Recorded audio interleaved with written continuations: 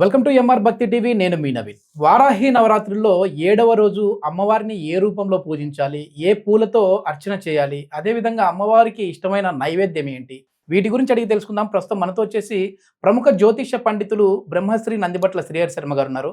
గురుగారు నమస్కారం. వాగర్థ వివ సంపృక్తౌ వాగర్థ ప్రతిపత్తయే జగతః పితరౌ వందే పార్వతీ పరమేశ్వరౌ ఆదిత్యాయ చ సోమాయ మంగళాయ బుధాయ చ గురు శుక్ర శనిభ్యశ్చ రాహవే కేతవే నమః.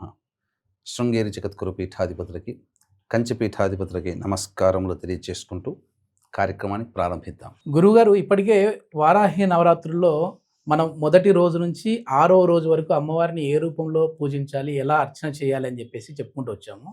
సో ఇప్పుడు 7వ రోజు అమ్మవారిని ఏ రూపంలో పూజించాలి, ఎలాంటి నైవేద్యం పెట్టాలి, అదేవిధంగా ఎలాంటి మంత్రంతో అమ్మవారిని పూజించాలి గురించి?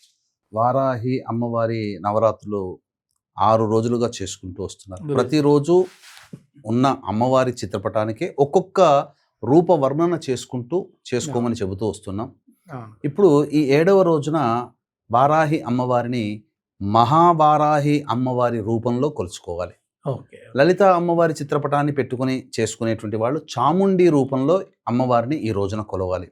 అయితే ఈ అమ్మవారు ఏంటి అనంటే మహాయోగిని దేవతట. పేరులోనే యోగిని అన్నప్పుడు సాధారణంగానే దైవభక్తి ఉన్నటువంటి దేవతగా, కాబట్టి ఈ అమ్మవారిని పూజించినటువంటి మనుష్యులకి దైవభక్తి అలాగే ఆధ్యాత్మిక చింతన ఇవన్నీ కలగచేస్తాయట. అయితే ప్రేక్షకుల్లో చాలామంది మహిళలు ఉంటారు.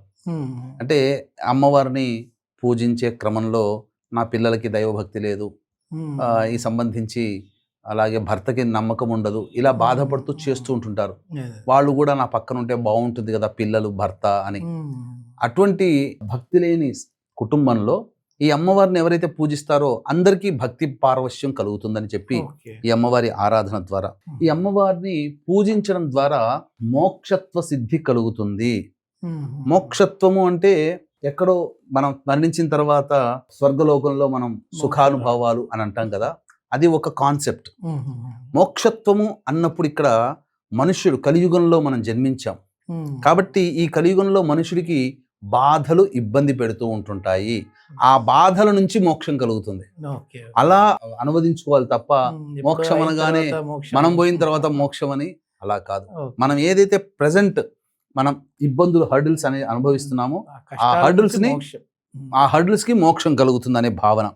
అలాగే ఈ అమ్మవారు వరాహ రూపంలో ఉన్న అందమైన మహిళగా మనకు శాస్త్రంలో చెప్పబడి ఉంది. ఇక్కడ ఈ అమ్మవారు ఏంటంటే సాక్షాత్తు ఆ పరమేశ్వరి అమ్మవారి యొక్క ఆయుధం నుంచి ఈ అమ్మవారు జన్మించిందట. సింహ వాహనం ఉంటుందట ఈ అమ్మవారికి. పైగా విశేషం ఏంటంటే మగవారు గనక ఈ అమ్మవారిని ఆరాధన చేస్తే వాళ్ళ సకల మనోభీష్టాలు నెరవేరుతాయి. ఇప్పటి వరకు ఆడవాళ్లే అమ్మవారిని ఆరాధన చేస్తున్నారు, మగవాళ్ళు కూడా చేస్తారు. ప్రత్యేకించి అమ్మవారిని మగవాళ్ళు ఆరాధన చేయడం వల్ల మగవారి అభీష్టములు అతి శీఘ్రముగా నెరవేరుతాయని చెప్పవచ్చు. ఇక ఈ అమ్మవారిని పూజించడం వల్ల భయము కష్టములు అనేటువంటివి జీవితంలో ఉండవట. భయం అంటే ఏంటి? ఏదైనా ఒక కొత్త పని, ఒక కోర్స్ నేర్చుకోవడమో, కొత్త పనికో లేకపోతే కొత్త ప్రదేశానికి వెళ్లాల్సి వచ్చినప్పుడు చాలా మందికి భయం ఉంటుంది. ఆ భయం అనేది లేకుండా ధైర్యాన్ని ఇస్తుందట. అలాగే కష్టములు వచ్చేటువంటి కష్టములన్నీ కూడాను తొలగింపజేస్తుందట, సంతోషాన్ని ఇస్తుందట ఈ అమ్మవారు. ఇక ఈ అమ్మవారు దుర్భిక్షము కరువు కాటకాలు వచ్చినప్పుడు ఈ అమ్మవారిని ఆరాధన చేస్తే సస్యశ్యామలమవుతుంది అని చెప్పి మనకు చెప్పబడి ఉంది శాస్త్ర ప్రకారం. రైతులు ఇప్పుడు అయితే బాగా అమ్మవారిని పూజించాలి. ఎందుకంటే ఇప్పుడు 2000 వర్షాలు పడట్లేవు. 2026 నుంచి 2032 వరకు దాదాపుగా 7 సంవత్సరాల పాటు కరువు కాటకాలు ప్రపంచవ్యాప్తముగా ఉంటాయి. ప్రకృతి విపత్తులు వస్తాయి. ఘోరమైనటువంటి పరిస్థితుల్ని మనం చవి చూడాల్సి వస్తుంది. అలాగే యుద్ధాలు ఎక్కువగా పెరుగుతాయి. ఈ కారణం వల్ల ఈ అమ్మవారిని ఆరాధన చేస్తే ఏ గ్రామంలోనైతే, ఏ రాష్ట్రంలో, ఏ దేశంలోనైతే ఈ అమ్మవారి ఆరాధన, ఈ మహావారాహి అమ్మవారి ఆరాధన ఎవరైతే చేస్తారో అటువంటి వాళ్ళకి ప్రకృతి పరంగా వచ్చే దుర్భిక్షములు అన్నీ తొలగిపోయి సంతోషంగా ఉంటారు. అంటే ఏ గ్రామంలో ఏ పట్టణంలో చేస్తారో ఆ పట్టణంలో వర్షాలు ఎక్కువగా పడతాయి, సస్యశ్యామలం అవుతుంది, ఇలా అన్నమాట. కాబట్టి ఈ విధంగా అమ్మవారిని ఆరాధన చేయవచ్చు. అలాగే ఈ అమ్మవారికి నైవేద్యముగా అన్ని కూరగాయలతో పెట్టినటువంటి నైవేద్యం.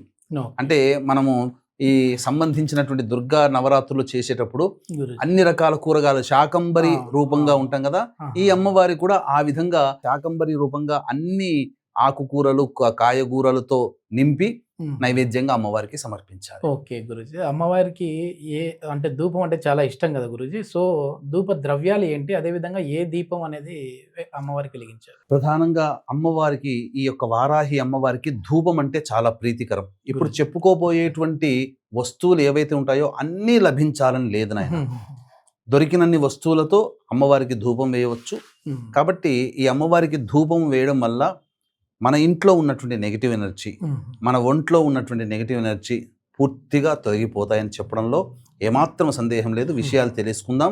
ఇక వీక్షించేటువంటి ప్రేక్షకులు కూడా ప్రధానంగా ఈ వారాహి అమ్మవారి పూజలు చేసుకునేటువంటి వాళ్ళు, పూజలు చేసి మధ్యలో ఆపినటువంటి వాళ్ళు, అసలు పూజలు చేయకపోయినా వారాహి అమ్మవారి అనుగ్రహం కలిగితే చాలు అనుకునేటువంటి వాళ్ళు, వాళ్ళ జీవితంలో వచ్చేటువంటి అనేక రకాల సమస్యలు, విద్య, వివాహ, దాంపత్య, ఉద్యోగ సమస్యలు, ఆర్థిక పరంగా, వ్యాపార పరంగా, వృత్తిపరంగా వచ్చేటువంటి ఇబ్బందులు, శత్రుబాధలు, భూ సమస్యలు, కోర్టు సమస్యలు, అలాగే ప్రయోగ బాధలు, ఇటువంటి అనేక రకాల సమస్యల నివారణకి మేష, మిథున, కర్కాటక, సింహ, కన్య, వృశ్చిక, ధనుసు, కుంభ, మీన రాశిలో జన్మించిన వారికి శనిదోష నివారణకై తొలి ఏకాదశి రోజున జూలై 25వ తారీఖు రోజు రాత్రి 9 గంటలకి మన పీఠం ఆధ్వర్యంలో వారాహి, ప్రత్యంగిర, బగలాముఖి, రాజశ్యామల, ధూమావతి హోమాది కార్యక్రమాలు జరిపించి పూజ చేసిన వారాహి మాల ఇవ్వడం జరుగుతుంది.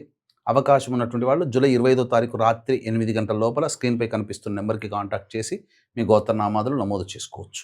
ఓకే గురుగారు, ధూపం ఏ ద్రవ్యాలు గురించి? ధూపముకు గుగ్గిలము, తెల్లదైనా నలుపుదైనా, ఇలాచీ పొడి, పసుపు పొడి, తెల్ల గురువింద గింజల పొడి, తెల్ల ఈశ్వరి వేరు పొడి, తెల్ల జిల్లేడు పుష్పాల పొడి, అలాగే మిరియాల పొడి, శొంఠి పొడి, మిరప పొడి, ఈ 9 ద్రవ్యములతో ఏదైనా ఉన్నా, ఎన్ని దొరికితే అన్నిటితో ఉదయం సాయంకాలం సూర్యోదయం కంటే ముందు, సూర్యాస్తమైన తర్వాత ధూపం వేసుకోవాలి. దీపం ఏ ఆయిల్తో గురుజీ? విప్ప నూనెతో దీపారాధన, అలాగే కంద దీపము అంటే అమ్మవారికి చాలా ప్రీతికరం.